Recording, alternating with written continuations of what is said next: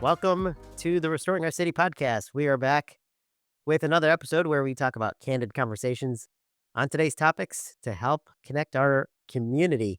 And why is that so important?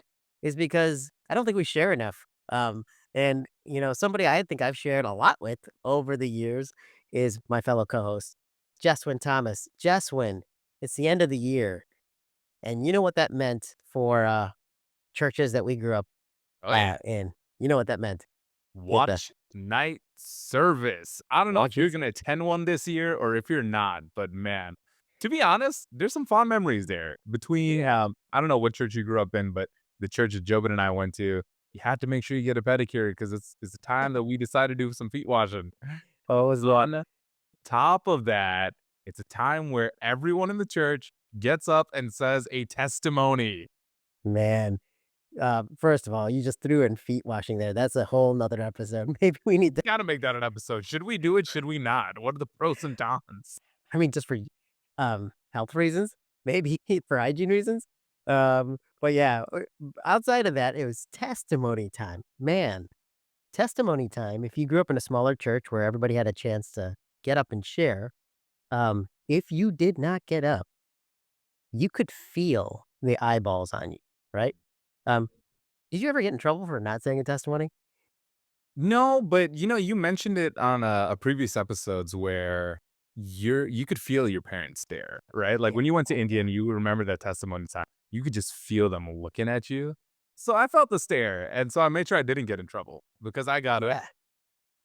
Yeah, you know what? It's funny though, like in the church that we grew up in, you'd have the men's side and the women's side. And right when it's testimony time, I don't know if this is true for everybody, so I'm not trying to generalize, but without fail, everybody on the ladies' side would get up before the guys.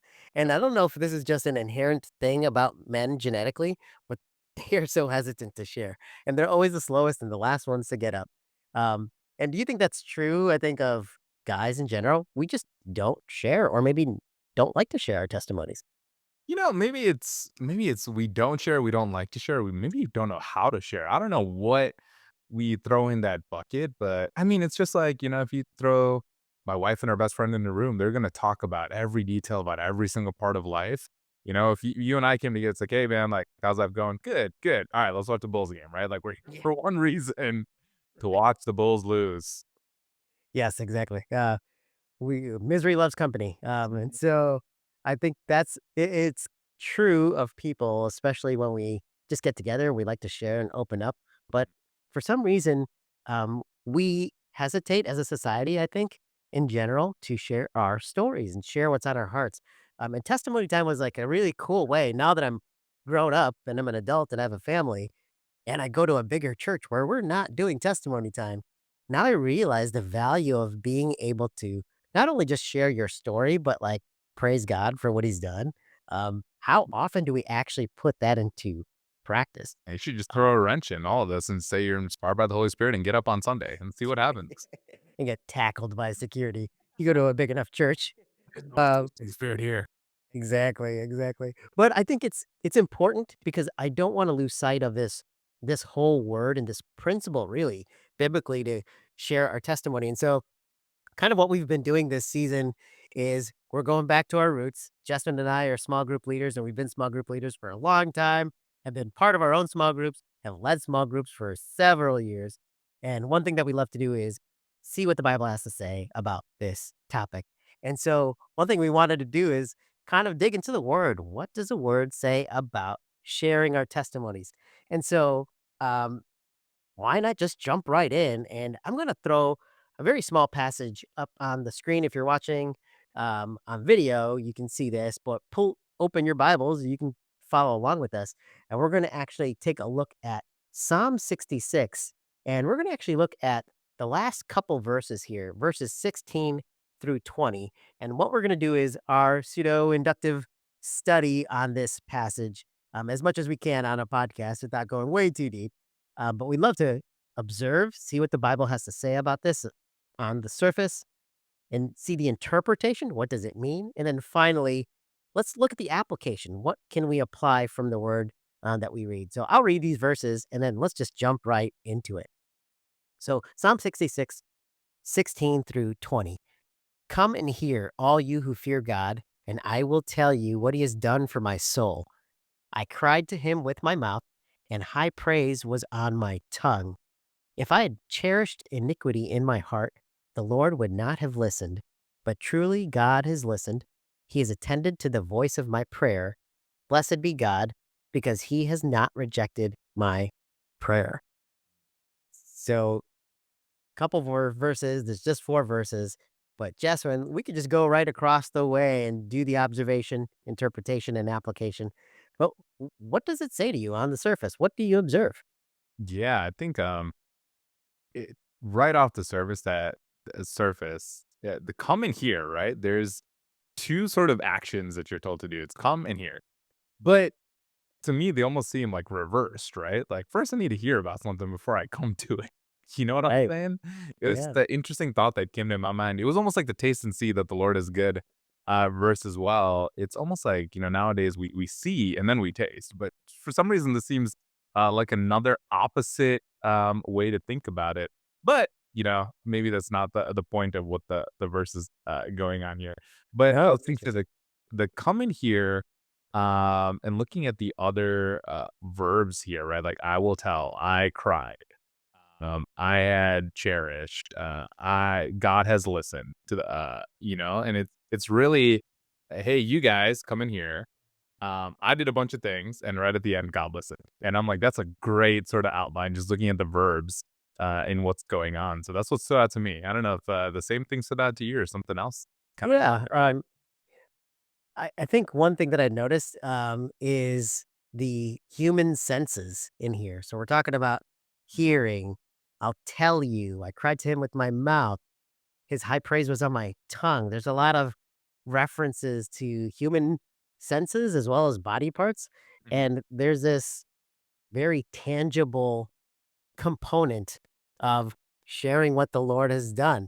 And so I think a lot of times, and maybe this is bleeding into interpretation a little bit, but I think a lot of times I can think mentally about like, oh, wow, God has been really, really good to me. mhm. And now that I don't have that format of testimony to actually share it with somebody every week or in a prayer meeting, I just keep it in my head and I don't Yeah. use my body parts to actually express it.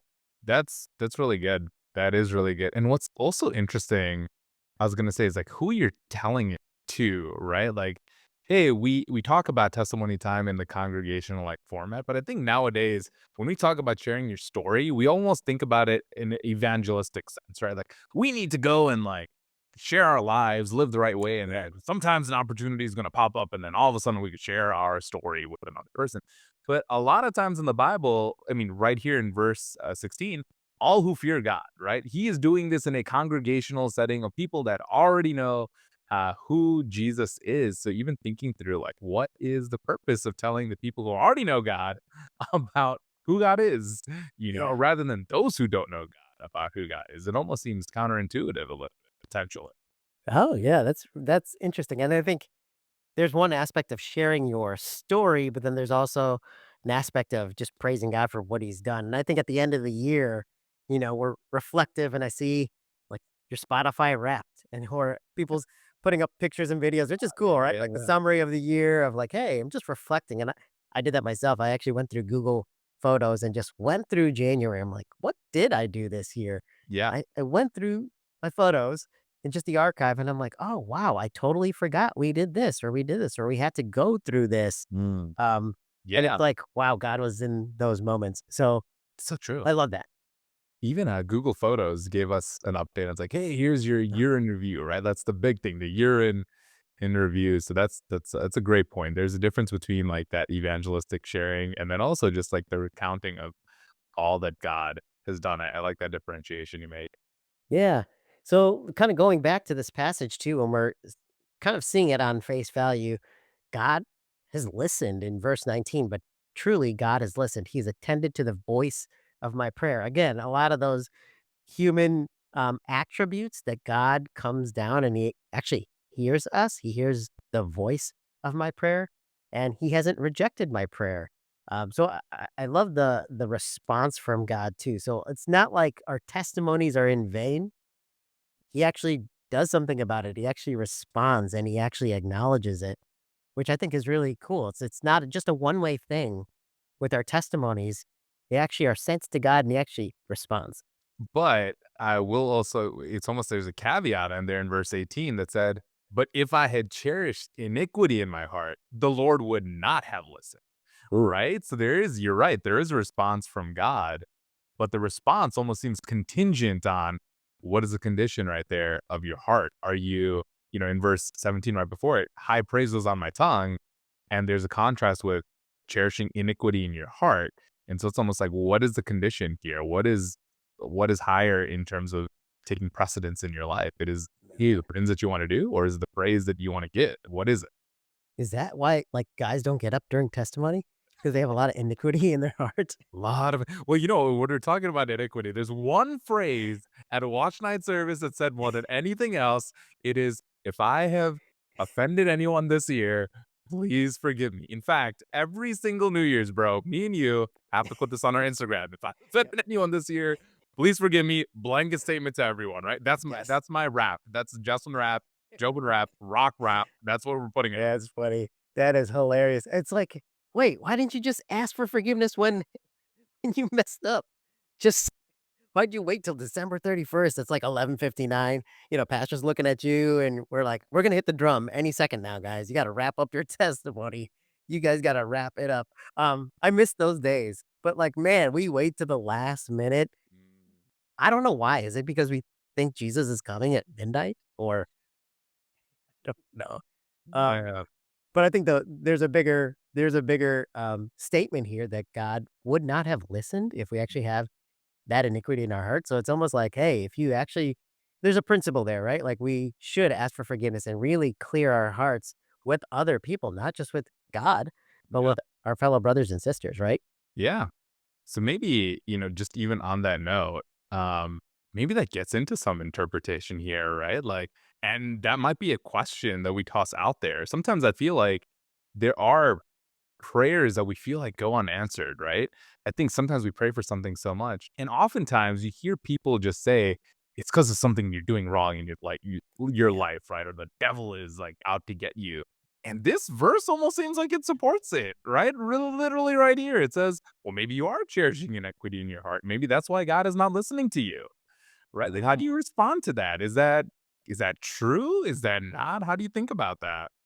Yeah, that word cherished. I know I'm reading out of the ESV, but, like, if I hear that word cherished, it's almost like I I preferred to keep iniquity in my heart even after knowing it's iniquity. It's like if you have something bad in your heart and you still keep it there, why would God listen to you, right? Like, it's not just that you have sinned or you made a mistake, but it's like you loved it or you were enamored with the iniquity and you still kept it in your heart. I think that's an interesting word, cherished. Mm, Um, maybe there's a component of that where it's, wow, I need to actually see my sin for what it is. Um, I yeah. want to actually read another version. In the Amplified version, in verse 18, it says, "If I regard sin and baseness in my heart, that is, if I know it is there and do nothing about it, the Lord will not hear me." That's interesting. In the Amplified version, obviously, if you've ever read it, it's a lot lengthier and it kind of expounds on some of the words in there. But it's like, if I know it's there and I do nothing about it, the Lord will not hear me. I think that's a complete different attitude than some of the mistakes that we might make. And we actually feel, um, you know, regret and that we actually are seeking out forgiveness. Yeah. And I think God acknowledges that, right? Yeah. Yeah, and I was just reading through some other versions here as well. Some of them say if I had ignored my sins, right? You haven't really taken action on it. But even if you had wicked intention, which is a huge thing to say. I think, a lot of us do wrong, but to do wrong intentionally is a whole different story. So yeah, I completely agree with you there. And it is good to acknowledge, yeah, before God, right? I think in the New Testament too, it says, hey, before you come and bring your sacrifice to the altar, if you know that you've done wrong to someone, don't wait till watch night service. Go do Yes. that right now Yeah. and then come and give your sacrifice. So even in that sense over here, yeah, there are times God will not accept our offering or even, potentially not I wouldn't say give us the cold shoulder, but almost it sounds like he's not listening to our prayer because he's waiting for us to listen to like the cry of our sins, right? Like, hey, you should feel a little bit more bad about the things that you're harboring inside or the things that you're doing rather than just coming to me because I'm gonna wait for you to change before I start acting on what you're asking. Yeah, and if we are truly reflective of what God has done, we realize how in the clutch he's been for us the entire year, and then if we still cherish those iniquities in our heart, I think that is really convicting, for us and prevents us from actually sharing this, and so, kinda looking at the last part of this verse, "Blessed be God, because he has not rejected my prayer or removed his steadfast love from me."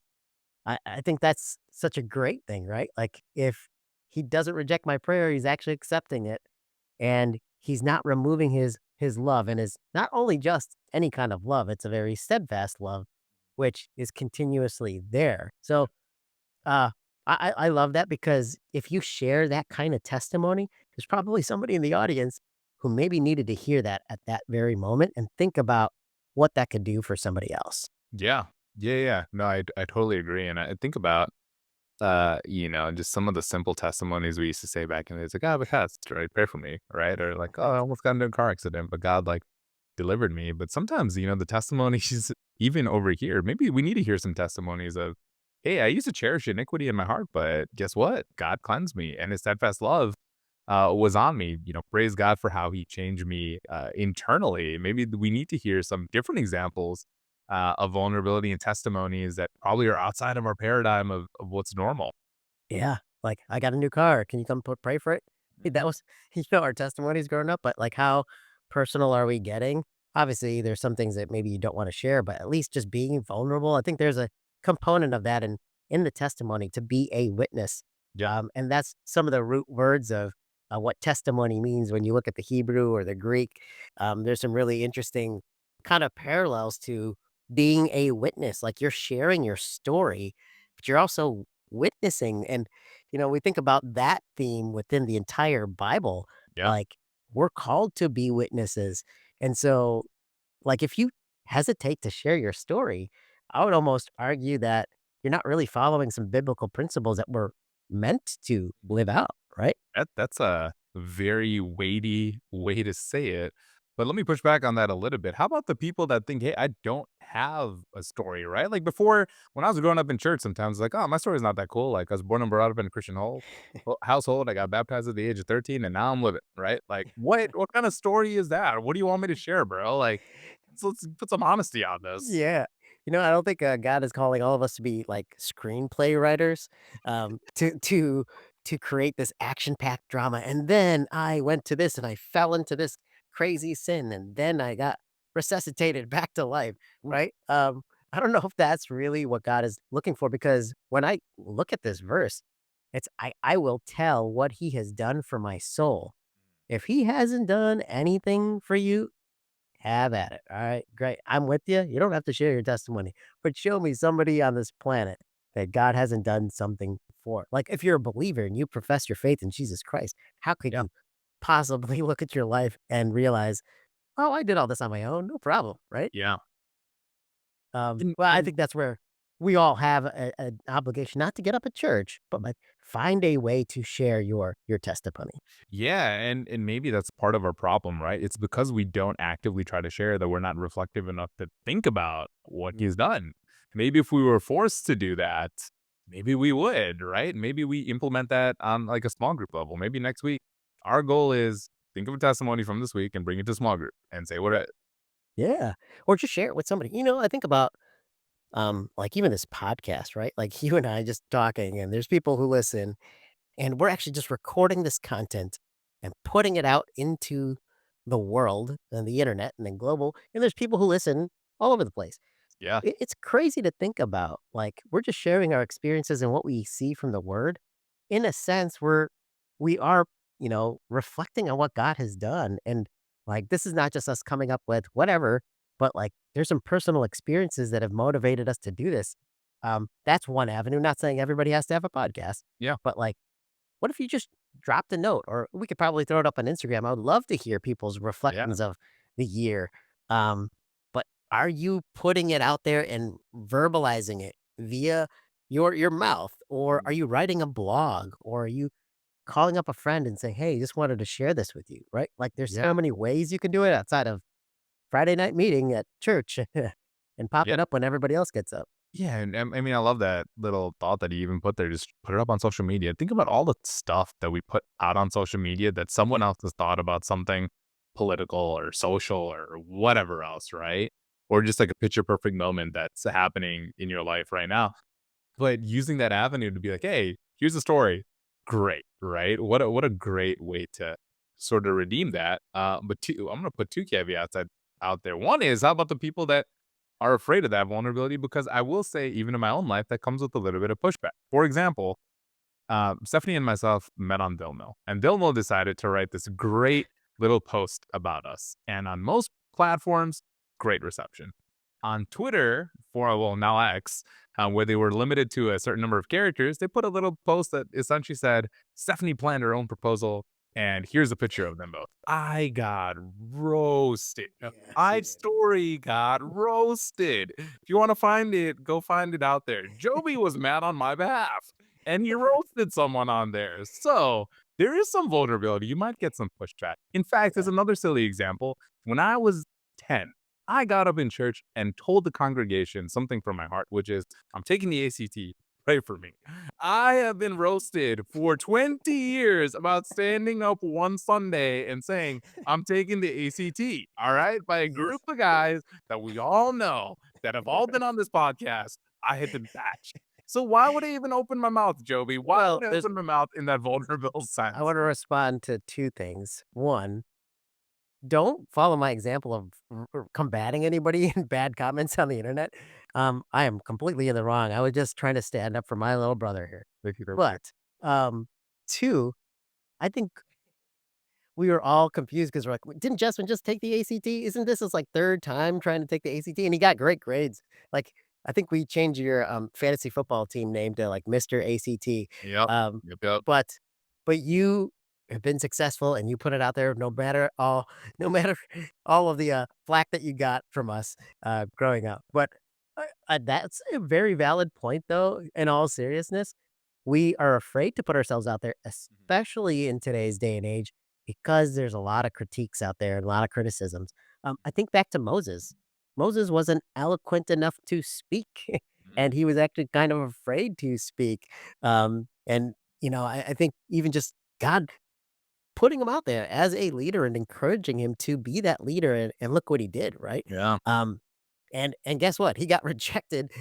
Pharaoh would tell him no, and are we afraid of rejection? Are we afraid of the comments? Are we yeah, but I don't think we should be if we focus on the story, and I kinda going back to this verse, I will tell what he has done for my soul. Like, if you actually just care about that and focus on that instead of the reception, I think it could have so much more of an impact, right? Yeah, and it's even thinking about whose story is this, right? That even that verse is, "I will tell what he has done for Yeah. my soul," right? Even thinking, and I was thinking about in the New Testament where you had Peter and John get confronted by the leader of the people and said, "Hey, you guys got to stop talking about this Jesus guy." And both of them were like, "We can't. Like, we have nothing else that we're gonna speak about. We can't deny our experience, our story, what we have seen, what we have heard."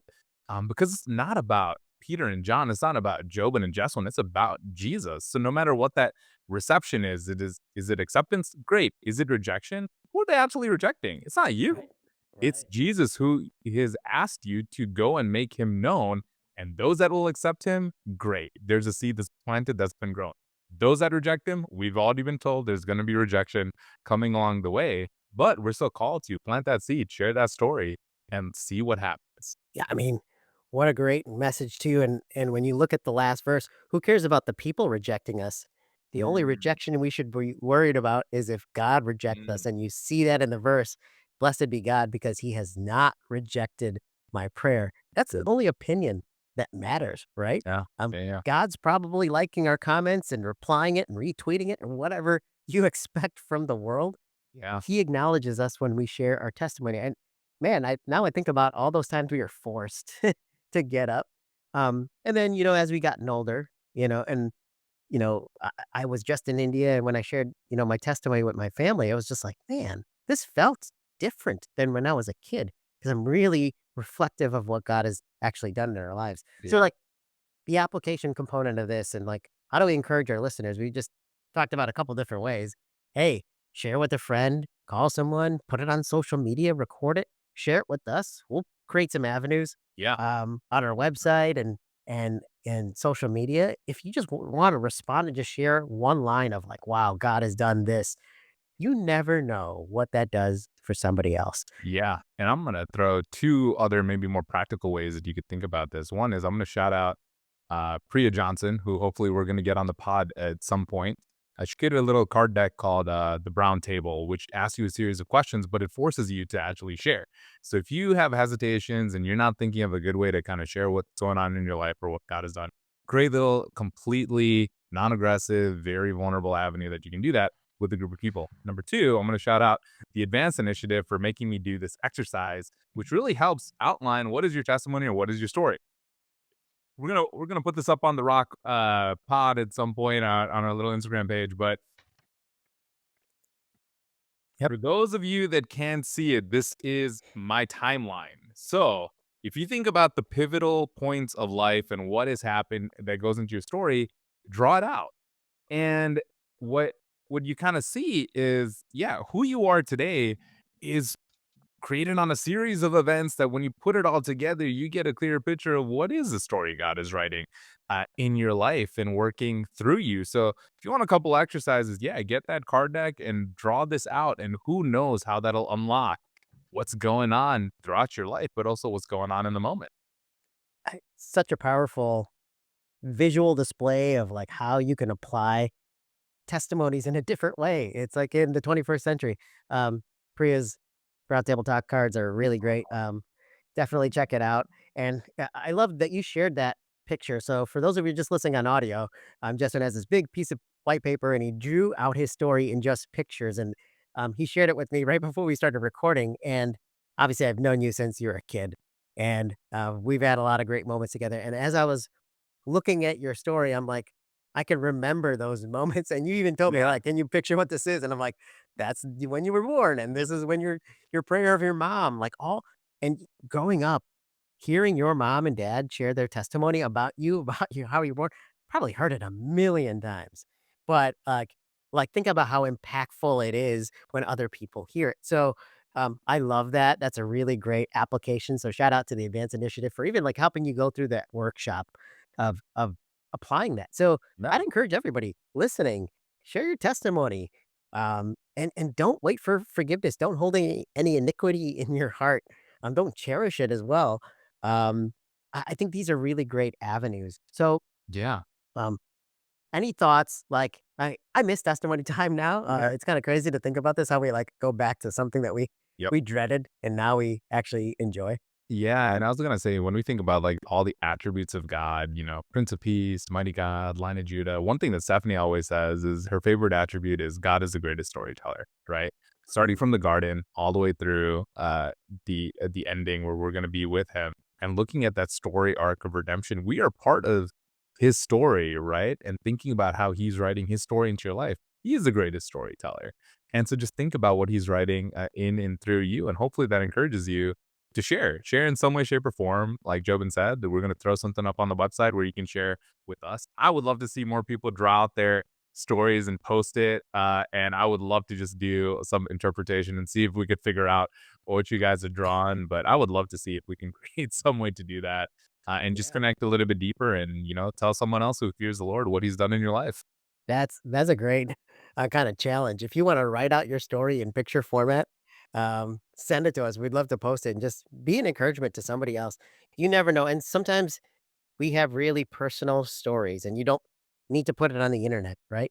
But find a small group, and if you need help finding a small group, reach out to us. We can point you in directions of wherever city you're at. But I think there's a value in it when you look at the word and we looked at this passage. It's really not, hey, this is kind of a nice thing to do. It's almost like a command for us. We should be witnesses and Yeah. really sharing not just our story, but the story of what, Christ has done. So Yeah, and just to throw one more thing in there, it's needed, right? Don't think your story is not needed. Right? The reason you're doing this, yes, is to glorify God, but there are so many people going through the same thing you're going through, and other people that have gone through what you're going through. And sometimes the best thing in life is to figure out you're not unique. Yes, you are unique as an individual, but sometimes it's really encouraging to know that other people have gone through exactly what you're going through. And sometimes the only barrier for you to mentally start realizing other people have gone and done the same things and come out the other side is you just haven't heard their story. So maybe it is an encouragement for all of us to share and think about who needs to hear your story. It's definitely needed, and you don't realize who's gonna need it until you start sharing it. So I pray that you do.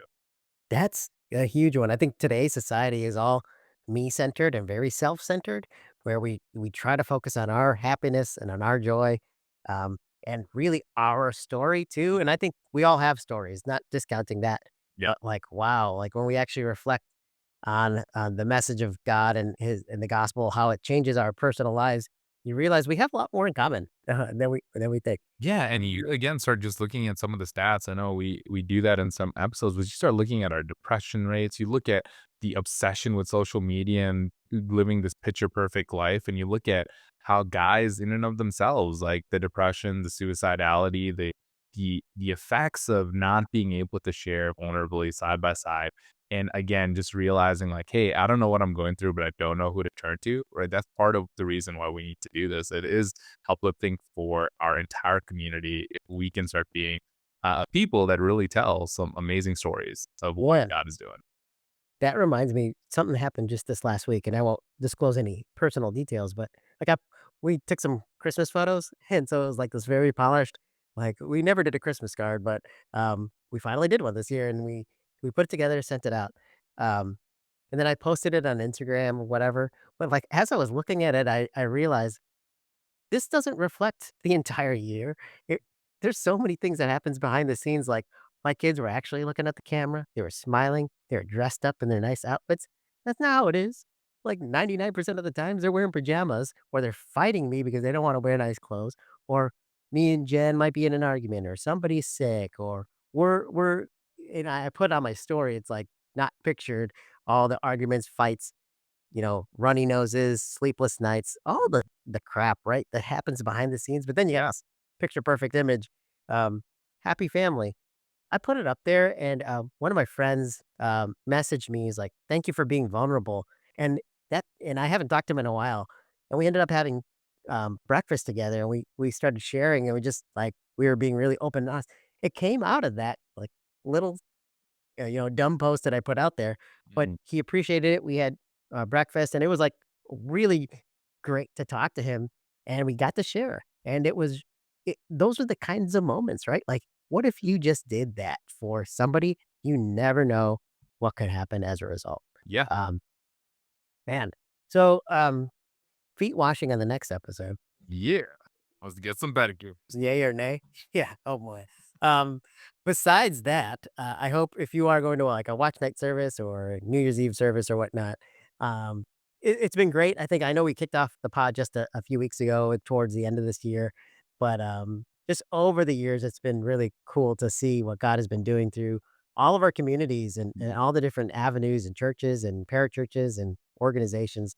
Um, Excited about next year. Anything that's on the horizon for you that you are thinking about, Jasmine? Or what do you I mean, the world was supposed to end 25 years ago. I Wow, know, man. Y2K.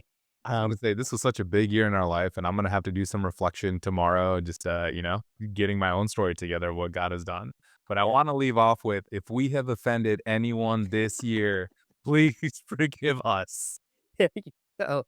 There you go. We don't have to get into any kind of booth. Nobody has to pray for us. Blanket statement out there. Please Yeah. forgive us if we've Oh, man, if you're listening to this late, late in the year, please use that as a blanket statement for anything going forward too. So, like our legal disclaimer. Love it. Oh, man. Jasmine, always a pleasure, my friend. Happy New Year. How you doing, bro? We'll talk soon.